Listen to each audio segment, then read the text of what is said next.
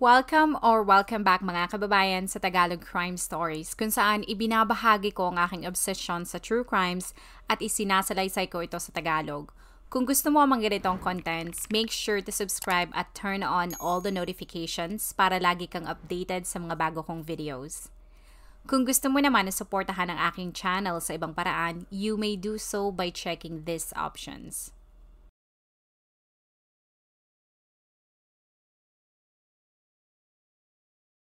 Ang kaso na pag-uusapan natin ngayon ay manggagaling sa Germany. Katulad ng mga sinasabi ko sa iba kong videos, ang mga lingwahe na alam ko ay English at Tagalog.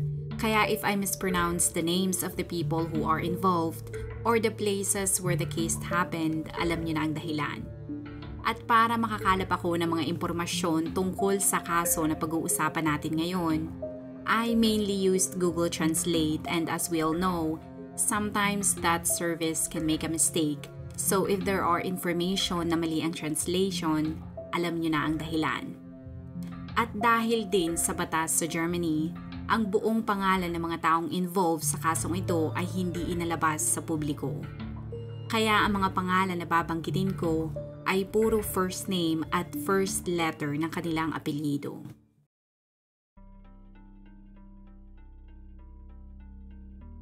Si Sharabana K. ay 23 taong gulang na mula sa Southern Germany. Ayon sa mga reports, siya ay half German at half Iraqi at siya ay nakatira sa lugar na tinatawag na Ingolstadt na 1 oras ang layo mula sa Munich. Depende sa reports na babasahin mo, ang iba ay nagsasabi na isa siyang beauty influencer, ang iba naman ay nagsasabi na isa siyang vlogger, at ang iba ay inilarawan siya na isang beautician. Dahil sa mga conflicting reports, hindi ako sigurado kung ano ba talaga ang trabaho ni Sharabana. Pero ang sigurado ay mahilig siya sa mga makeup. Noong August 2022, sinabi niya sa kanyang mga magulang na siya ay makikipagkita sa dati niyang asawa sa Munich. Pero ilang oras ang lumipas ay hindi na siya bumalik sa kanilang bahay. Ang kanyang mga magulang ay agad nag-alala, kaya walang tigil ang mga ito sa pagtawag at pag-text sa kanya. Pero hindi siya sumasagot. Kaya walang sinayang na oras ang kanyang mga magulang at pumunta ang mga ito sa Munich para personal siyang hanapin. Pagdating ng mga magulang ni Sharabana sa Munich ay nagulat at nalungkot sila sa kanilang mga sumunod na nadiskubre. Alauna ng madaling araw noong August 16, 2022, nakita ng mga magulang ni Sharabana ang kanyang sasakyan na nakapark sa isang lugar na tinatawag na Danube. Nang kanilang sinilip ang loob ng kotse, ay nakita nila sa backseat ang isang walang buhay ng katawan ng babae. Pero dahil sa nakalak ang pinto nito, ay hindi sila agad nakapasok. Agad nilang kinontak ang mga otoridad na agad namang rumisponde. Nang mabuksan ang kotse ay nadiskubre nila ang walang buhay ng katawan ng isang babae. Ito ay nalulunod sa kanyang sariling dugo dahil sa dami ng saksak sa kanyang katawan at mukha. Sa dami ng saksak sa mukha ay halos hindi na ito makilala. Ang mga otoridad ay nakakuha ng driver's license sa loob ng sasakyan at kinumpirma nila na ito ay pagmamay-ari ni Sharabana K. Pati ang kanyang mga magulang ay positibong kinumpirma na ang biktima ay ang kanilang anak. Pagkatapos makumpirma na ito ay si Sharabana, nagkaroon ng press release ang mga otoridad at sinabi ng mga ito sa publiko na ang 23 taong gulang na dalaga ay biktima ng isang karumal-dumal na krimen at ginagawa nila ang lahat para madakip ang salarin. Ang iba mga kamag-anak ni Sharabana ay pumunta din sa medical examiner's office para makita ang katawan nito at maging sila ay kinumpirma na ito nga si Sharabana. Ang lahat ay naniniwala na ang katawan sa morgue ay talagang sa kanilang pamilya. Pero ang mga tao ay nagsimulang magduda habang ginagawa ang autopsy sa katawan. Ang mga tao ay nagsimulang kontakin ang mga kapulisan dahil nakakita sila ng isang babae na kamukhang-kamukha ni Sharabana na sakay ng isang kotse. Nang lumabas ang resulta ng test na ginawa ng medical examiner, lumalabas na ang fingerprint ng biktima at fingerprint ni Sharabana sa database ay hindi magkaparehas. Dahil sa resultang ito, nag-run sila ng DNA test sa biktima at doon na nakumpirma na ang babaeng biktima ay hindi si Sharabana. Para maklaro ang kalituhan ng publiko, nagkaroon ulit ng press conference ang mga otoridad at sinabi ng mga ito na may nagbago sa kanilang investigasyon dahil sa resulta ng DNA test at resulta ng fingerprints. Sila ay dinagsa ng daang-daang mga tips mula sa mga tao na nagsasabi na alam nila ang pagkatao ng babaeng pinatay na nasa loob ng kotse. Pagkatapos makumpleto ng medical examiner ang kanyang mga test, ay isinapubliko nila na ang pangalan ng biktima ay si Khadija O. Katulad ni Sharabana, siya ay 23 taong gulang din.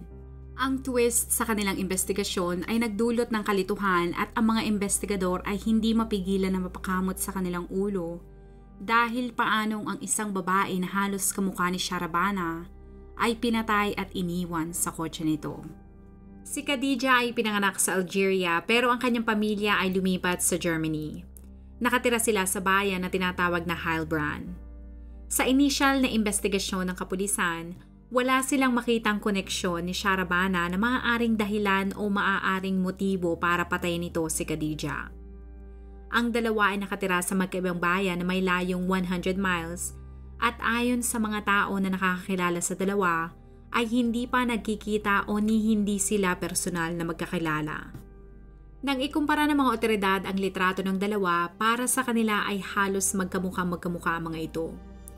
Nang imbestigahan nila ang pagkatao ni Sharabana, nagsimula sila sa buhay nito sa social media.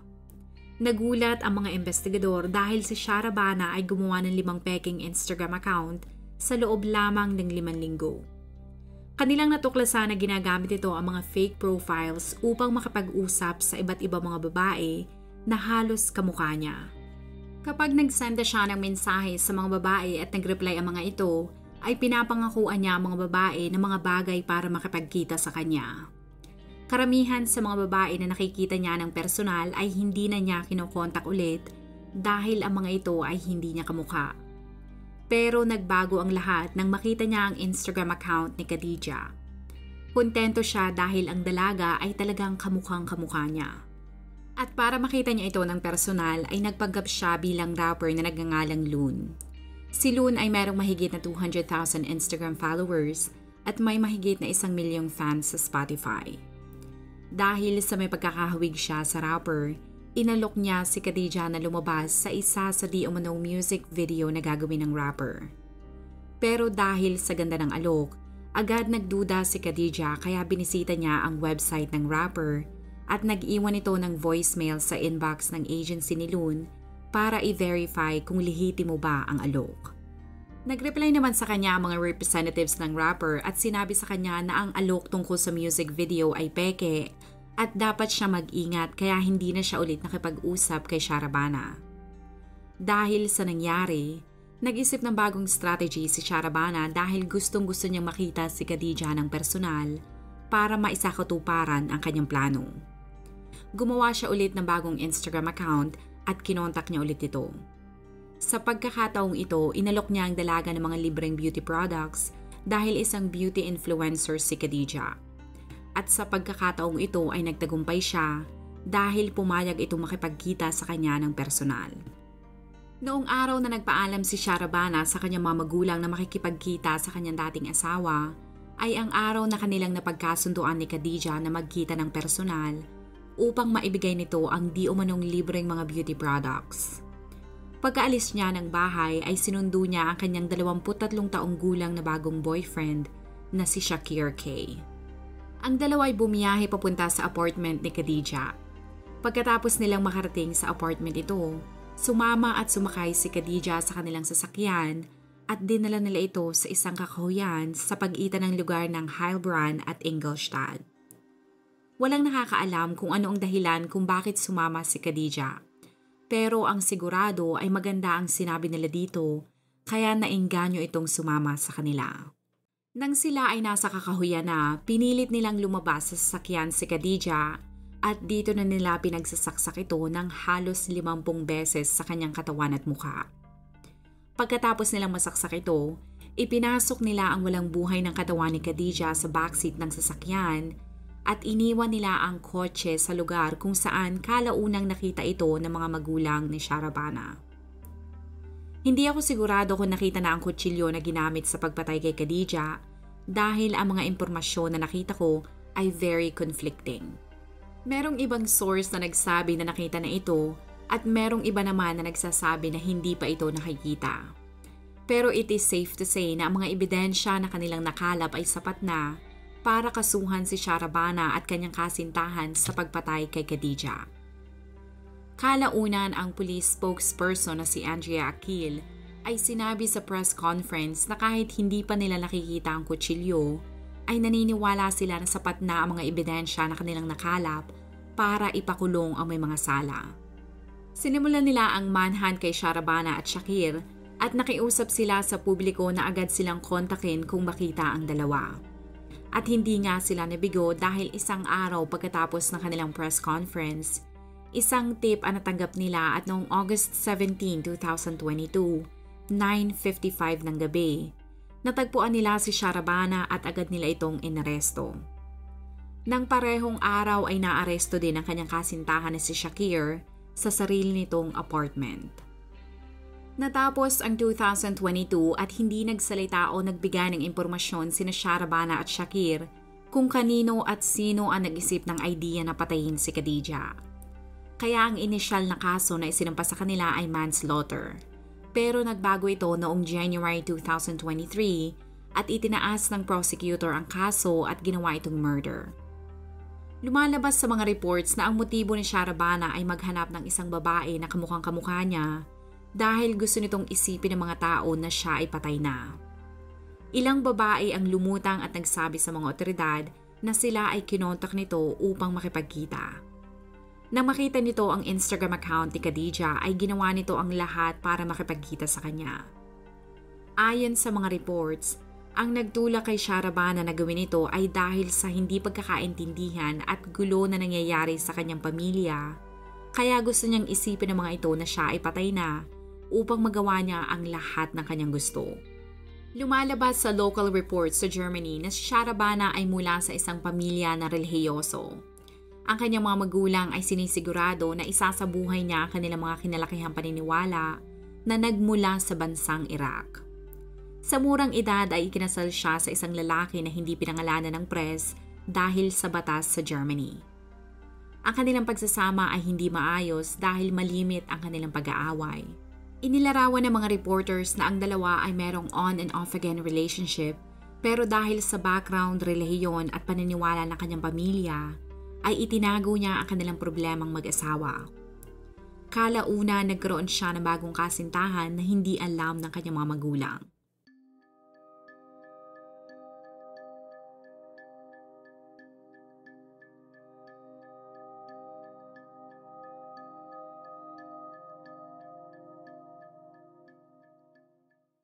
Kung ikaw ay nakinig hanggang sa dulo ng video na ito, maraming salamat sa panonood sa episode na ito.